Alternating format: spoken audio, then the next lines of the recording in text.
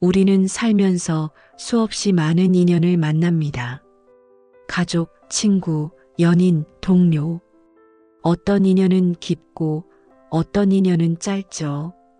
그런데 이상하게도 사람 때문에 가장 기쁘고 또 사람 때문에 가장 아픕니다. 때로는 평생 함께할 것 같던 사람이 어느 날 아무 일도 없던 듯이 멀어집니다. 그때 우리는 묻습니다. 내가 뭘 잘못했을까? 왜 저 사람은 나를 떠났을까? 한 제자가 부처님께 물었습니다. 세존이시여, 사람의 마음은 왜 이렇게 쉽게 변합니까? 부처님께서 조용히 미소 지으며 말씀하셨습니다. 변하지 않는 것은 없다.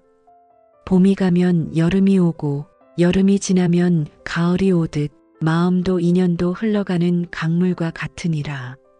재행무상, 모든 것은 변하고 머무는 것이 없다는 말은 슬픔이 아니라 진리입니다.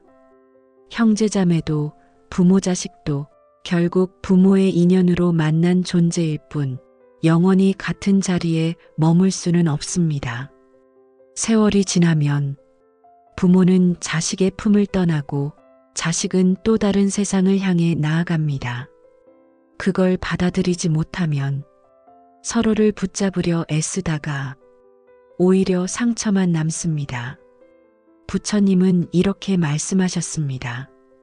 붙잡음은 괴로움이고 놓음은 자유다. 친구 관계도 마찬가지입니다.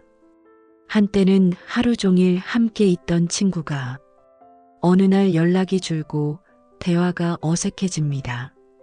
그 친구가 변했다고 느끼지만 사실은 우리 마음이 먼저 멀어졌을 수도 있습니다. 서로의 길이 달라졌을 뿐인데 그 사실을 인정하지 못해 괴로워하죠. 인연이 떠나는 건 죄가 아니라 흐름이 다했음을 알리는 자연의 이치입니다. 그리고 가장 많은 이들이 아파하는 건 연인과의 인연입니다. 처음엔 세상이 그 사람 하나로 가득 찼는데 시간이 지나면 사랑도 익숙해지고 설렘이 사라집니다. 서로에게 기대던 마음이 서서히 무게가 되어가죠. 떠나간 사람을 원망하고 붙잡아도 돌아오지 않는 마음에 울기도 합니다. 그러나 부처님은 말씀하셨습니다.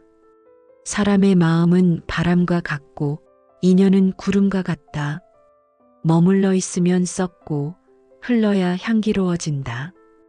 떠나는 인연을 탓하지 마세요. 그 사람이 변한 게 아니라 세상이 그렇게 흘러가는 겁니다. 그리고 당신도 변했습니다. 인연이 흩어질 때 그것은 끝이 아니라 당신이 성장했다는 신호입니다. 사람은 변화를 통해 깨닫고 깨달음을 통해 다시 사랑할 줄 알게 됩니다. 혹시 지금 누군가를 붙잡고 있나요?